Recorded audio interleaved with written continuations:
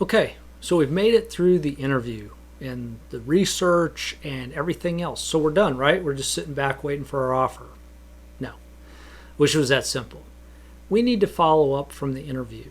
It shows our interest. It continues the process with the company that we're interviewing with, that we are interested.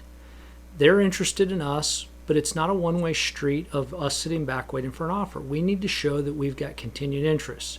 After all of our soul searching and all of our evaluation of their answers to us on the company, the role, the manager, now we've decided we're still interested. We haven't removed ourselves from the process, so we need to show that we're still interested. And part of that is following up after the interview. So by the end of this lesson, you'll understand a follow-up strategy. So we've got a couple of ways. The first thing we need to do is post-mortem the interview. We need to confirm that we're still good. What was good? What could have been better? How did we perform? What did I answer well? What could I have answered even better? What was I prepared for? What was I not prepared for? So kind of post-mortem your interview. Give a self-assessment. What did you like most about the role, the manager, and the company that you didn't already know going into it? Ask yourself that question. Write these answers down because we're going to use them in just a second. So now we want to send a follow-up. I know it's old school, but thank you notes kind of go the extra mile. They say, I took the time to get a thank you note, write a thank you note, postmark a thank you note, and mail a thank you note. They show up, usually if you're in the same local market, they're there within a day, maybe 2 days tops. An email can work also, but I think that a thank you note is a little bit more personal and just gives it a little added extra touch of how important this job is that you found that you're interested in, that there's still this high level of interest that you're willing to do that. So what do you say in the follow-up? Thank each person for their time. If you're going to send an email, don't put it all in one email. Send an individualized email to each person that you spent time with. If you're going to send a thank you note, send a thank you note to each person that you met with. Say what you liked about the role, the manager, and the company. Be honest. Hey, this is where you guys answered well, is kind of what you're saying. Tell them what you liked about those things. Hey, I didn't know the company did this, and this. That intrigued me.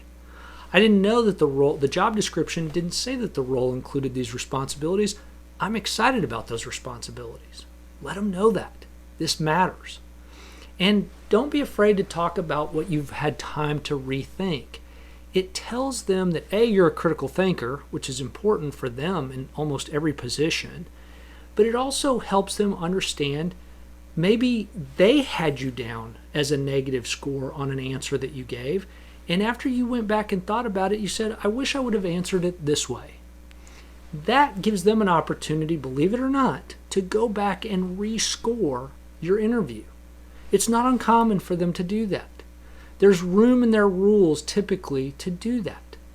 This is a way where you can kind of change your score after all is said and done. But if you don't say this in a thank you note or a follow-up email, how would they know? Simple things can go a long way. So in conclusion, you need to follow up every time on an interview. This will set you apart. I will tell you that in my experience with interview candidates, maybe 1 in 5. And keep in mind, I was predominantly interviewing salespeople who are supposed to be notoriously good at thank you notes or follow-up emails, and 1 in 5. Wow, just wow. So on an operational side, you can imagine that you could be 1 in 10, 1 in 20 that's following up after your interview. What kind of impression are you leaving with the people that you interviewed with if you're the only one they're hearing from? So your action item, go buy thank you cards to have on hand. Worst thing that happens is you only use them at Christmas or weddings or special occasions where you need to get a birthday thank you. The worst thing that happens is you just use them for another occasion. But have them on hand. That way, when you need them for an interview follow-up, you've got them on hand.